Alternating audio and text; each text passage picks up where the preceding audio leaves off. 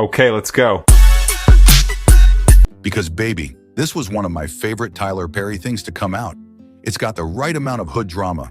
It's the best type of car crash that you can't stop watching. Kimmy dreads every meeting with her VIP client. He is already high when he lets her in, and he immediately rants about how she's not dressed right and how she looks and smells like a prostitute, even though she's literally one.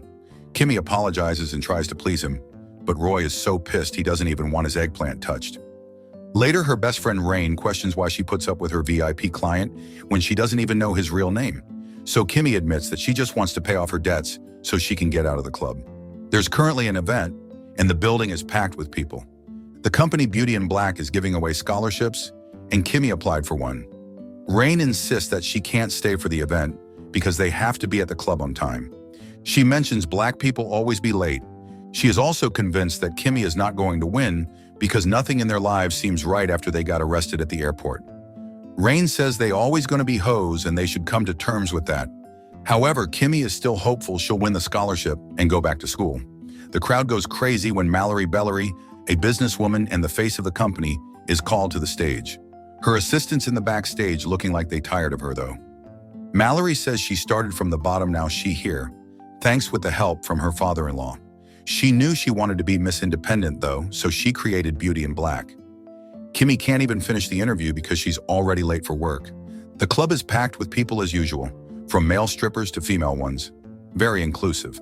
Body, the owner's side chick, and the handler, Miss Big Back Delinda, scold Kimmy for being late again. Delinda kinda looked like Precious's mom.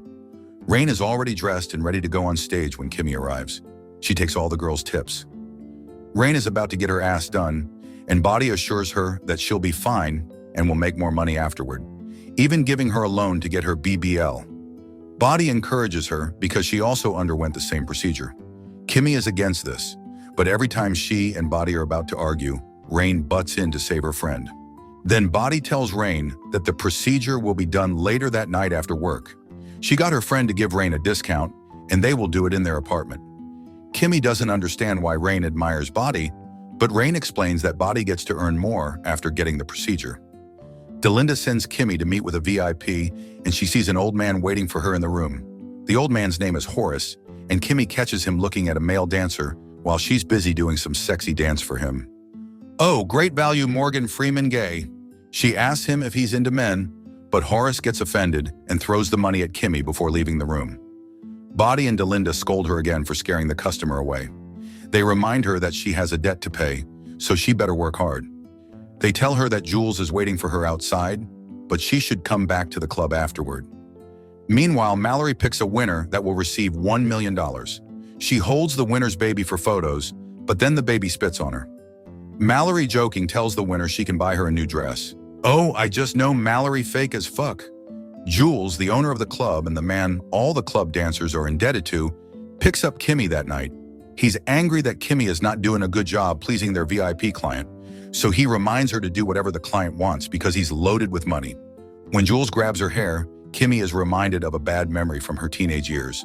Kimmy's mother saw her boyfriend Frank touching her daughter Kimmy, yet her mother chose him over her own daughter. Her mother drops her off at a department store and gives her $10.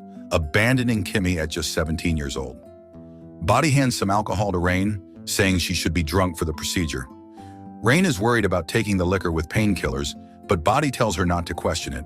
Kimmy calls Rain to tell her she's back with Roy, the VIP client, but can't do it no more. Kimmy says they're basically hostages. Rain reminds her it's better than being in jail. Rain doesn't tell her best friend she's about to get the BBL procedure. Roy reminds Kimmy that he just wants a woman who will do as he asks whenever his wife is not around. Kimmy promises she can do that for him, but Roy mocks her for being stupid. He adds that she's stupid enough to get caught running drugs at the airport and should be grateful that Jules helped her out. Roy not even that handsome to be acting up. She's forced to smell his smegma. Mallory greets her supporters on her way out, but one woman serves her a warrant saying there are women who got cancer from their company's relaxers. Later in the car, Mallory scolds her bodyguard, Calvin, and her personal assistant. Her attitude changed real quick, calling the baby who spat on her nappy-headed, and says who the hell convinced her to give the hood rats $1 million. She's so angry that she kicks both of them out of the car. Body's friend Daga arrives at the hotel to do the procedure. T.S. Madison doing the procedure would suss me the fuck out of there. I'd party with her all day though. Rain is so nervous, but Body calms her down, saying she'll be making a lot of money after that. Daga is pissed because they're short on the cash, but they'll just loan her the money later.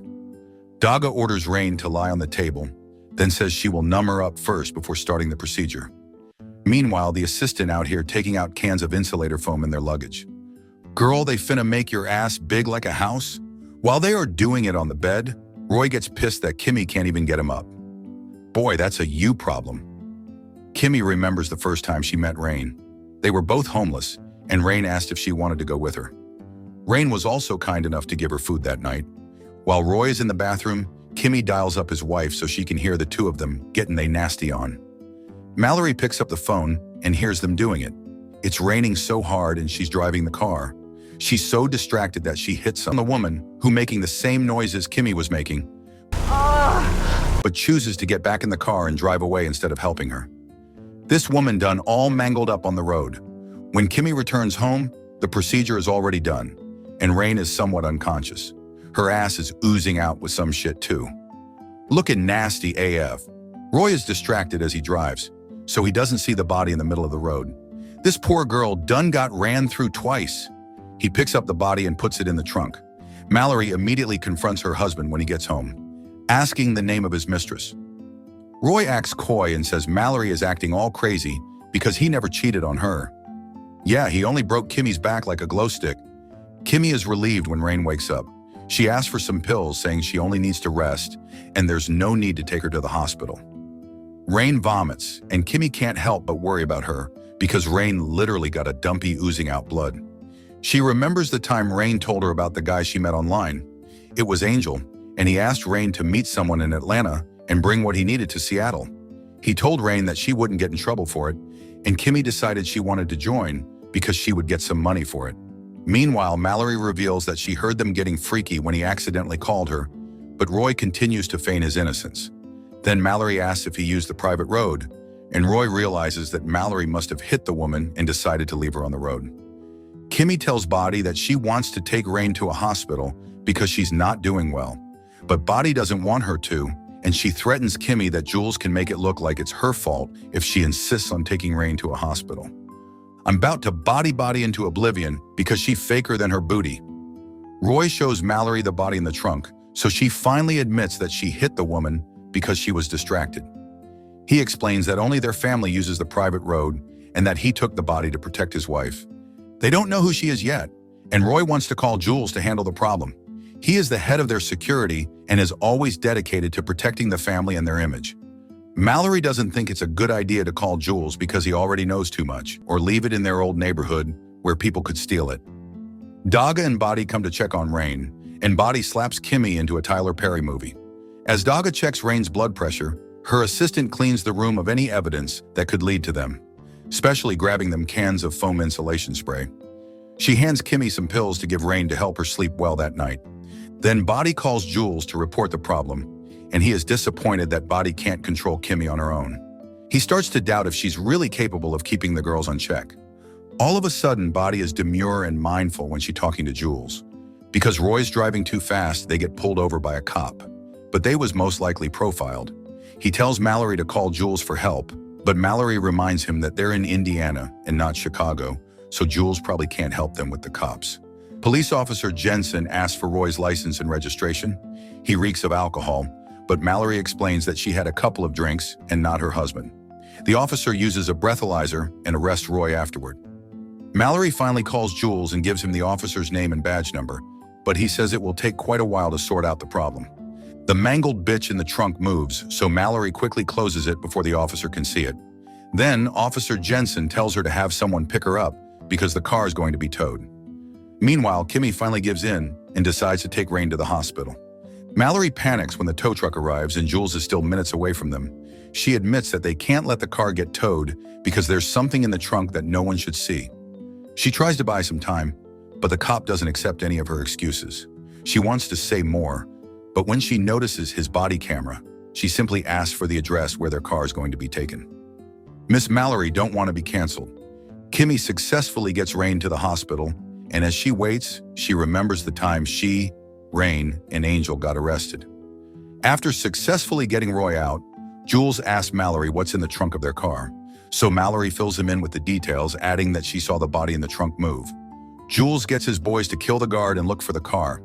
Suddenly, he receives a phone call from Monique, looking ass, telling him that Kimmy took Rain to the hospital. She explains that even though Body can handle the other girls, Kimmy needs some more breaking. Kimmy gets out of the hospital to avoid the cops, and Jules arrives just in time to pick her up. He warns her not to go back there again, saying that she's lucky he got people inside to take care of the cameras. Jules reminds her that she and Rain would still be in jail, facing 30 years if not for him. He gives her a final warning and tells her to focus on paying off her debts. The next day, Roy is surprised that Mallory is fine, like nothing happened the night before. He wants to divorce her, but Mallory is confident that he won't, because his father likes her a lot. Later, he and Jules go to the company to tell Mallory that the body's missing. The couple's mood changes, knowing that other people be watching them, and they gotta keep up appearances, being all kissy and fake shit. Still, Jules assures her that they're working on finding the body. The girls at the club don't really respect Body, so Delinda advises her to toughen up or she will take over. Then they send Kimmy to the VIP room, where Horace is waiting for her. Horace notices that Kimmy skipped the formalities and doesn't hide the fact that she just wants to get it over with. Instead of a dance, Horace asks if Kimmy can really get Angel to spend some time with him, and she says she can for $1,500.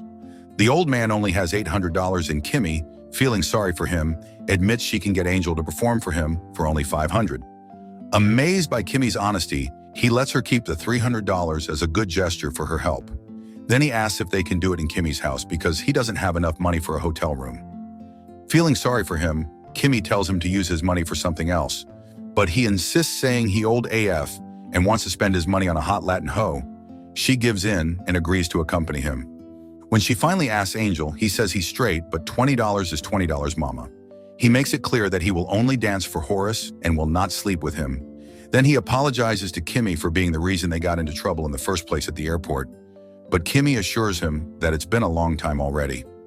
Right after work, Kimmy and Angel head to Horace's truck, where they find him sleeping like the senior citizen he is.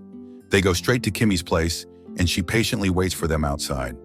She is surprised when Angel walks out of the room shortly, saying he got the payment from Horace, and the old man told him to leave right after the dance. Kimmy finds Horace coughing and short of breath, and he asks her to drive him home because he can't. Kimmy agrees, but she asks a favor. She wants him to pretend to be Rain's grandfather and check on her at the hospital. He agrees. She doesn't understand why Horace trusts her so much. To her surprise, the address Horace directed her to leads to a mansion guarded by private security. The old man asks her to get his meds in his office, and Kimmy is shocked to see Roy's photo inside. She realizes that Horace is Roy's father and that Roy is Mallory's husband. Oh, everyone connected. Who would have thought? This is a mini-series on Netflix. Should I cover more? Some of the things to note is there is not a good black man in this tale. Horace is probably closest to that, but we still don't know him entirely. Why Tyler Perry got to do that? And it's always some hood rat storyline. Still very enjoyable.